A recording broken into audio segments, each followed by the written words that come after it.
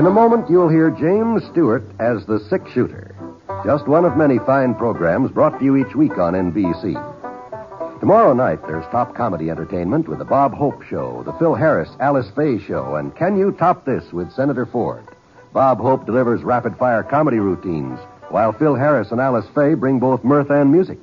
It's a great Friday night lineup of comedy programs, all of them heard only on NBC. James Stewart as the six-shooter.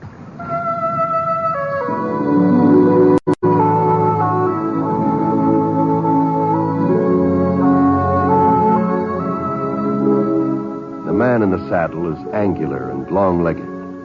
His skin is sun-dyed brown. The gun in his holster is gray steel and rainbow mother of pearl. Its handle unmarked. People call them both the six-shooter.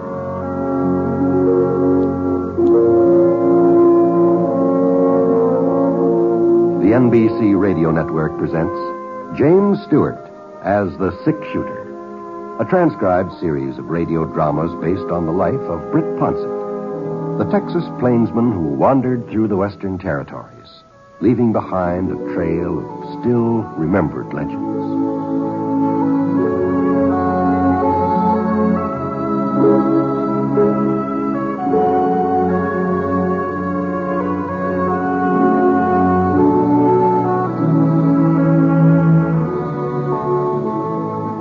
Sure didn't look like I was going to get much sleep that night. The Prospect Hotel was right in the middle of town, and from my room I could hear just about everything went on outside. Hold up a minute, George. And there wasn't much I could do about the noise either. It was too doggone hot to shut the window. The sun had been down for a couple hours, but there wasn't any breeze, and my room being on the second floor, well, the heat just seemed to sort of hang there. Whew. Boy. Well, along about 10 o'clock, I finally managed to doze off. I wasn't exactly sound asleep, you understand. It was just sort of in between, you might say. What the Sam Hill was... For a second, I thought maybe I'd dreamt that shot. And then I heard somebody come running out of the front door of the hotel and jump on a horse. And by the time I got across the room to the window, whoever it was had ridden out of sight. Well, I pulled on my pants. I headed downstairs.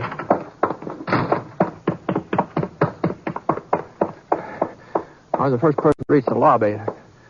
Sid Tucker, he was the fellow who owned the hotel. Sid was standing behind the registration desk, hanging on with both hands. Hey, what happened, Sid? He opened his mouth to give me an answer, but the words just didn't come out. And he started to teeter a little bit from side to side, and then he toppled over. When I got around behind the desk where he was lying, I saw the pink stain across the front of his shirt. It was getting redder every second. Anything wrong here? I thought I heard a shot. Britt? Well, it's Sid Tucker. You better get Doc Prince, quick. Well, sure. Oh, yeah, and get the sheriff, too, if you can find him, will you?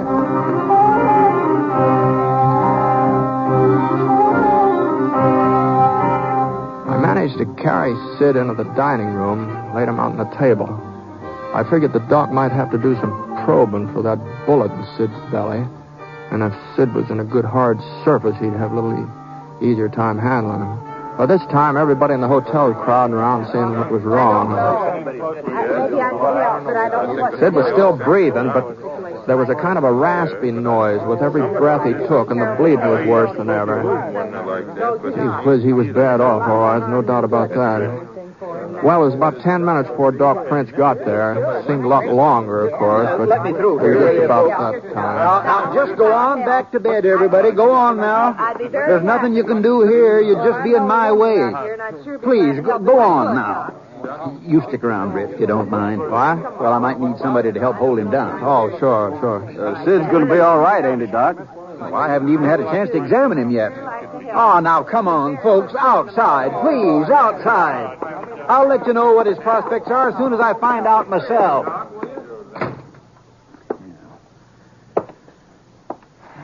I'm afraid that's not much of a bandage, Doc, but it's the best I could do under the circumstances. Sure, Britt. Looks like the bullet may have hit a kidney. Now, I told you, folks... Oh, hello, Sheriff. Howdy, Doc. Britt. Oh, Sam. How is he? Not good, Sam. Not good at all. He's lost a lot of blood, and he's hemorrhaging pretty bad. Mm-hmm. You around when it happened, Britt? No, I heard a shot and I came downstairs as fast as I could, but he was alone when I got here. Stop him. Well, I'm not going to be able to do any digging for that bullet now. It's in too deep. Listen, it sounds like he's coming to.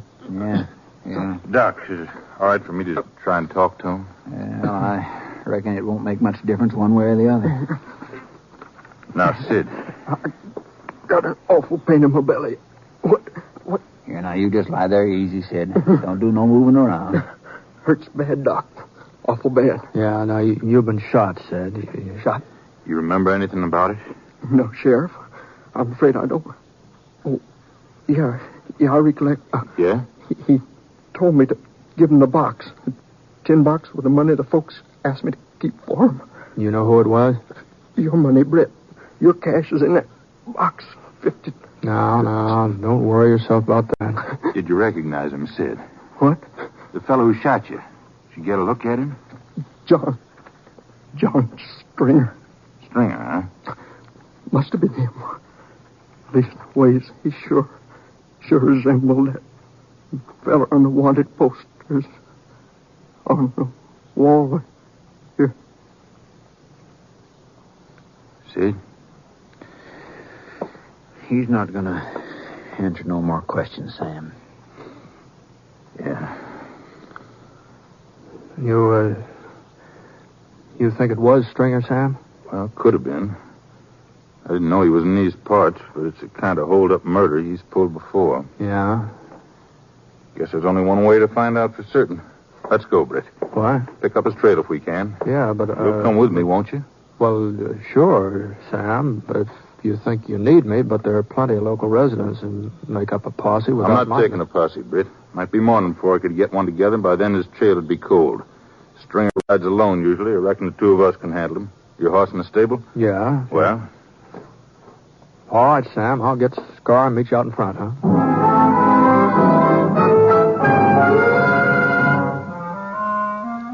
I'd heard about Johnny Stringer. He'd killed his first man when he was only 14 years old, and they said he'd managed at least one more every year since. He's still young, though, 21, 22. Supposed to be a handsome boy with black curly hair, brown eyes, and a little scar on the side of his neck from a gunfight somewhere near Salt Lake City. I'd never met up with him in person. As a matter of fact, this was further south than he usually strayed. That is, if it was Stringer who'd killed Sid Tucker. Well, we got our horses, Sam and I, and started looking for the trail. The fellow I'd heard ride off just after the shooting had been heading east toward the Furnace Hills, so we rode out that way. There was a lot of moon, and after milling around 15, 20 minutes, we spotted some fresh tracks along the creek at the edge of town. Of course, we still had no reason to be certain that this was the right trail. Hold on a minute, Sam. Whoa, Scar, whoa. What's the matter, Britt? Who? Look, over there beside that cactus. What's that look like to you? I don't see any... Oh, yeah. Easy, boy. Easy. That's the tin box Sid was talking about? Yeah, the kid must have shot the lock open. Empty, huh? Yeah. Probably got tired carrying it. Mm-hmm. Hotel should have had a safe. Been telling Sid Tucker that for years. Yeah, well, this box always served the same purpose. Up till now. Yeah, up till now. Sid said he was keeping some of your money for you. Yeah, a couple of months' pay. That's too bad. Oh, well, I'll get over it. Sid won't. Well, no point hanging on to this anymore, I guess. At least we know we're on the right track, Britt. Yeah, that's something. All right, Scar, let's go.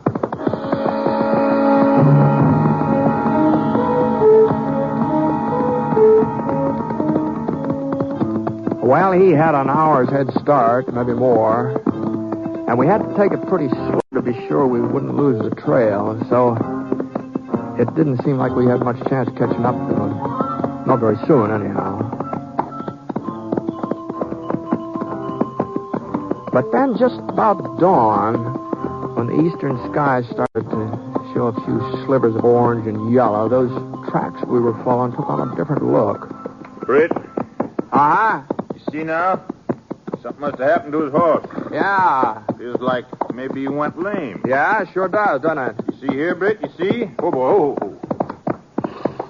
Must have stopped to rest for a spell. Mm-hmm. Come on, Watson.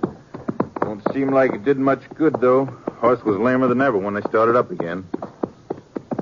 He couldn't have been making very much time from here on, that's for sure. Yeah. Better keep our eyes open. Might be running into him any minute.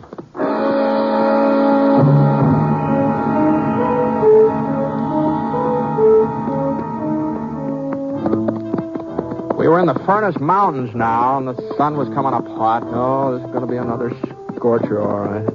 You could feel everything start to warm up already. The trail we were following showed more and more signs that the horse was in pretty bad shape. And the places where he'd stopped to rest were getting closer and closer together until finally we saw the fellow on the saddle had just given up trying to ride and started moving out ahead on foot. Oh. Easy, Scar. Easy. Might as well leave the horses here, Britt. You can't be much further now. Yeah.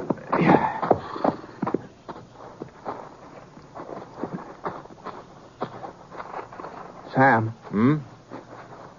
Hey, over there in the cabin on the side of the ravine there.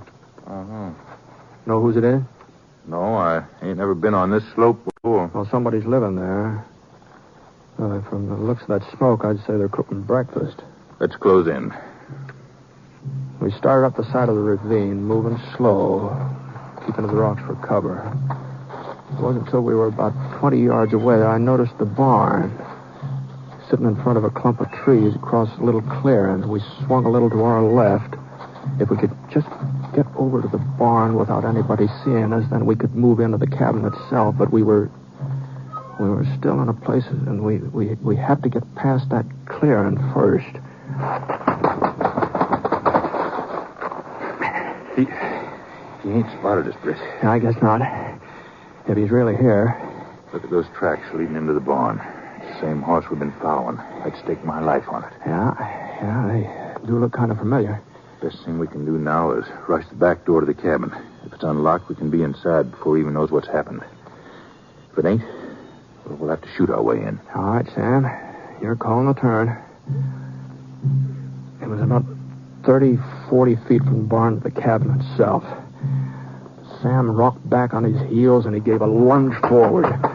He was a big man, but he sure couldn't move plenty fast. All I could do to keep up with him. The back door was unlocked, all right, and we charged inside like a couple of Texas steers. Get your hands up. Get them up quick. Mother, the careless. Well, who are you? Who are you? What are you doing here? Why'd you break in like this? Well, now, we don't mean any trouble, miss. Then why did you come? Well... You think to rob me, no? Well, I have nothing to steal. You have picked the wrong cabin, senor. Yeah. Sort of looks like maybe we have.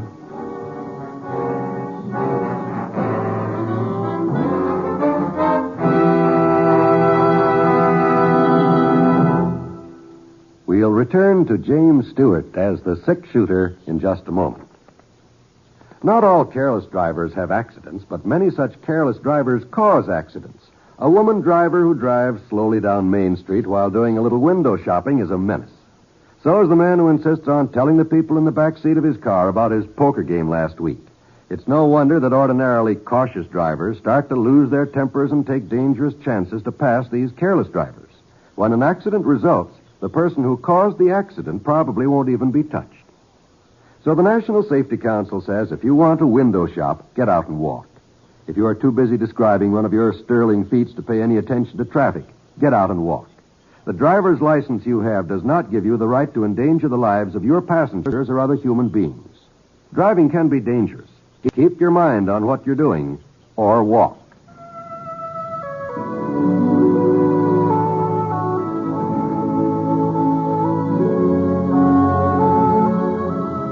Now, Act 2 of The Six Shooter, starring James Stewart as Britt Ponset.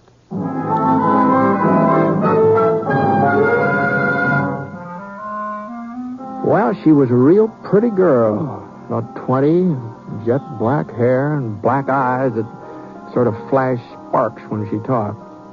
At least they were flashing sparks at us for a while.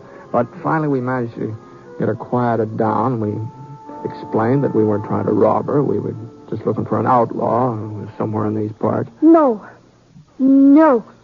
I have seen no one. You're sure about that? See, there has been nobody. Last night, last week, nobody. You live here all alone? This cabin belonged to my father, Alfredo Mendez. He's dead now. 6 months. I live alone. It must be kind of lonely, a young girl like you. I'm busy. I take care of cows. I plant seeds. There will be food for winter. Well, I think I'll take a look around outside. The barn, maybe. Well, you look there. I tell you, there's no one. Yeah, that's what you told us. Want me to go with you, Sam? No. You might check the rest of the cabin, though, Britt. Sure. You think I lie? You think I would protect this bandito you tell me about? I am Maria Gonzalez Mendez. I do not lie. All right. Now, don't get excited, Maria. If he should be in this neighborhood and you didn't know about it, well, it'd be for your own good if we turned him up, wouldn't it? Wouldn't it? See, I guess so. But your friend, he does not trust me. Well, Sam's a sheriff. He can't afford to take chances. You mind showing me the rest of the place here? If you like. This is the main room. You call it the parlor. Uh-huh.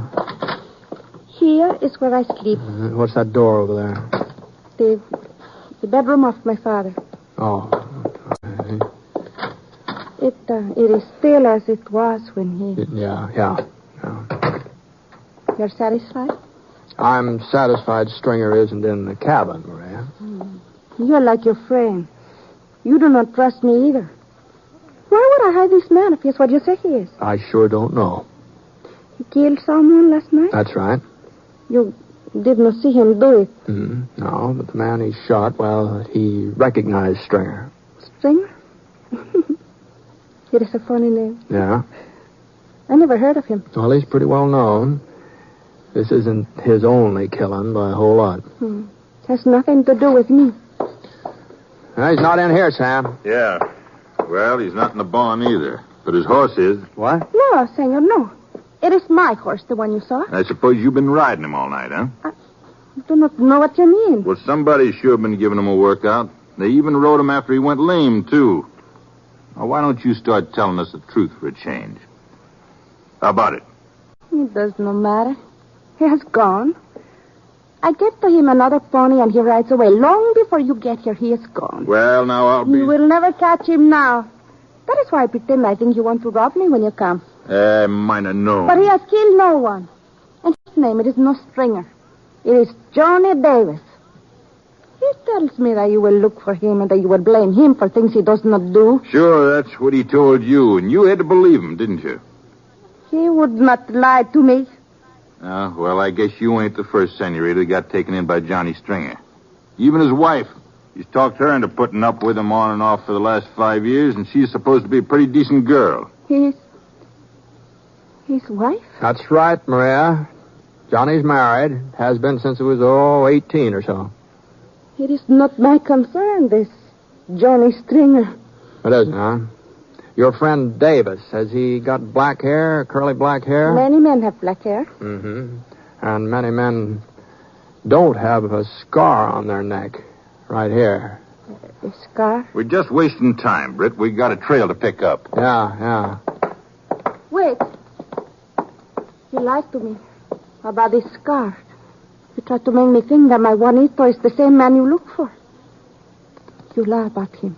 I told you the truth, Maria. But he could not be married. No, it is not so. He's promised to marry me. How long has Stringer been staying here? No, senor. He's not Stringer. His name is Davis. Johnny Davis. How long has he been here? 2 weeks. He stays in my father's room 2 weeks. I find him with a bullet in his leg. He's hurt. I make him well. He says he loves me. Yeah. He goes yesterday to arrange for the wedding. He couldn't marry you, Maria. If he did, it wouldn't be a real marriage. No, senor, no. He says he loves me. It is so. I feel it in my heart. If he does not have love for me, I would know. Britt. Yeah? He's got a fresh horse. We'd better get moving. Yeah, sure. Come on. Here is my horse, senors. What? The man with his car, he has no horse. Where is he, Maria? You tried to fool me that he's married, that he has a wife. You make this up to fool me. Where is he? The barn. But I already... The loft of the barn, that is where he hides, the loft. Now, I have told you the truth. You must... Yeah? You must tell me the truth about Johnny. There's no reason to fool me any longer. You must tell me the truth. But it is the truth, Maria. All of it. And I'm sorry. You ready, Britt? Yeah, I'm ready.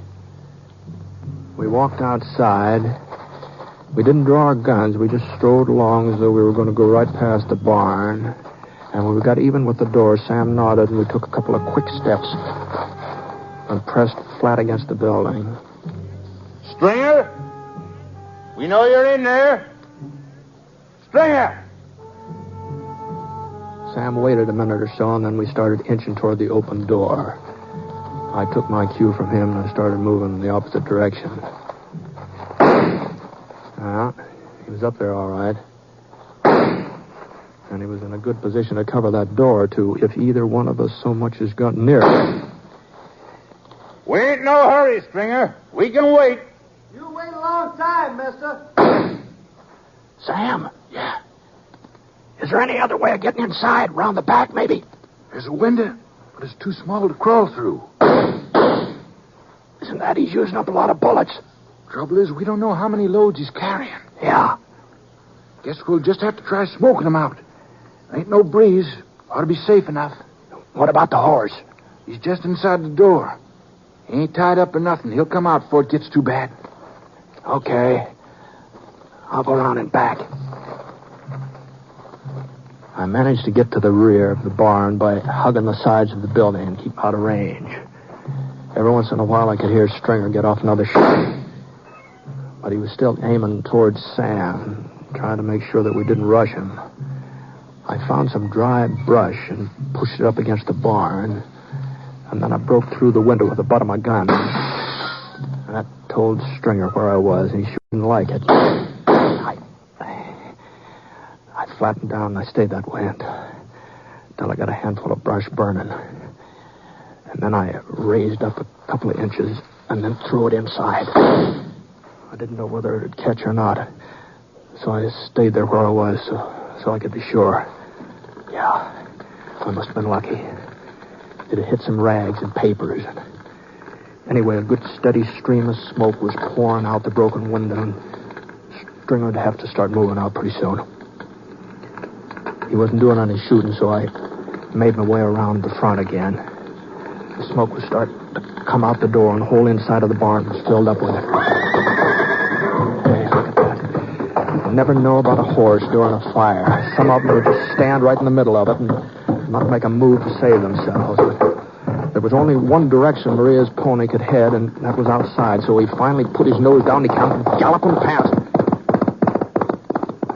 About a minute later, Stringer followed his example.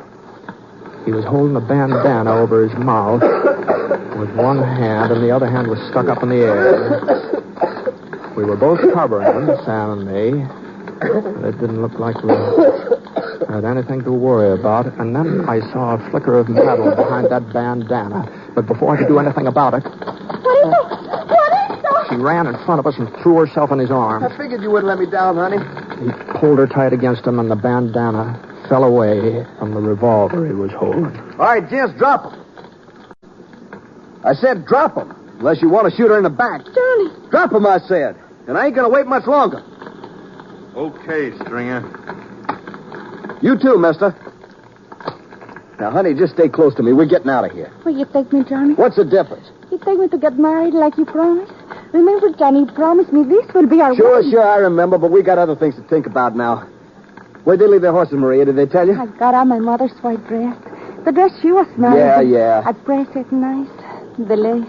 I look very pretty, Johnny. Oh, shut up. What about their horses? Why don't you tell her you won't marry her, Stringer?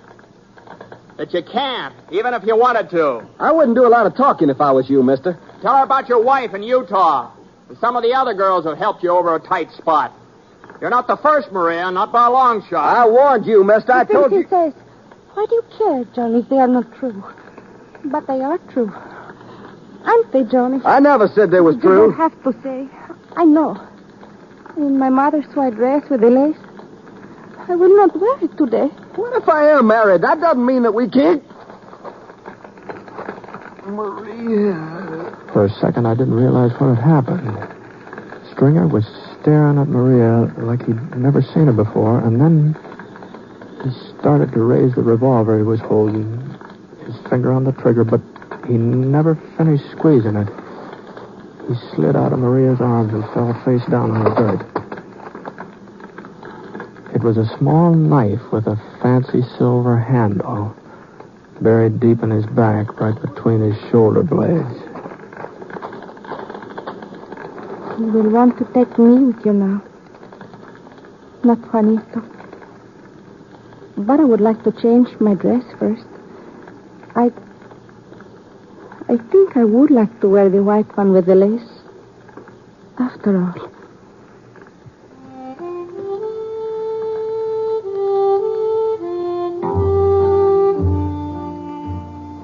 Well, we waited around till we were sure the fire was out, and then we took Maria back to Prospect. I don't know whether what she'd done was murder or not. Stringer was holding a gun on us. Maybe she saved our lives. And he sure had it coming to him. There wasn't much doubt about that. I gave Judge Ricker a statement, and then I left Prospect. I guess if there was a trial, Maria must have come out of it all right. At least I hope so.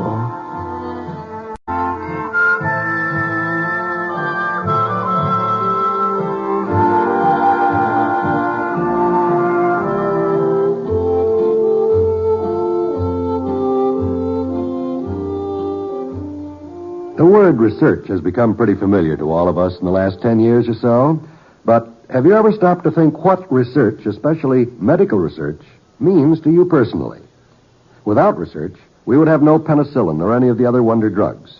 Research is also the most important weapon in the fight against mental illness. And mental illness today afflicts more than 9 million people. Already, research has opened up leads for preventing many mental illnesses, and research has shown us speedier and more effective ways of helping mentally sick people to get well. Research scientists say we can be hopeful, but they need help from us. They need money to carry on research. If we help science, science can give us a much better chance to escape mental illness and to cure mental illness if it should strike.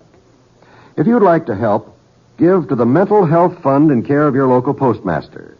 Just address Mental Health Fund in care of your local postmaster. Don't wait. This worthwhile cause needs your support now.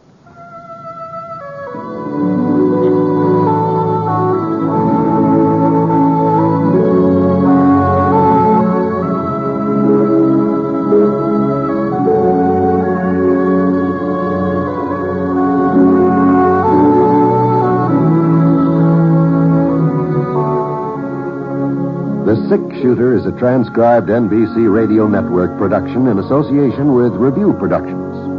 It is based on a character created by Frank Burt and is written by him. Mr. Stewart may currently be seen in the Universal International picture, The Glenn Miller Story.